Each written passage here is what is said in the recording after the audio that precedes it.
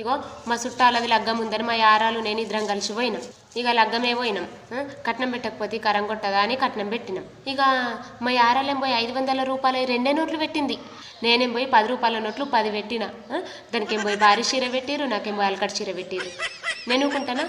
దానికి మంచి చీర పెట్టి నాకు అలకట్ చీర పెడితే నేనెందుకుంటా అని ఇక వాళ్ళ చీర వాళ్ళకి ఆపసిస్తా అనుకున్నా నా సుటి కలర్ చీర లేనే లేదు. నాకు కలర్ ఏం పోయి గమ్మతుంది.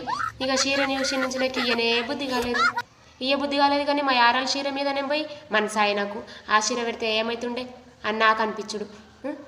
ఇక మా యారాల దగ్గరకు పోయినా అవే నీకు కలర్ చీర లేకుంటే తీసుకొని అది ఇయ్య అన్న అంటే అట్లా మార్చుకుంటే మంచిగా కొడుతుంది అద్దు అని అనబట్టే అది దానికి ఇప్పుడు పెట్టిన చీరతోని 3 చీరలు అయినాయి. అసంటి కలర్ ఉన్న కలరే ఉంటే ఏం గమ్మత్తు కొడుతుంది.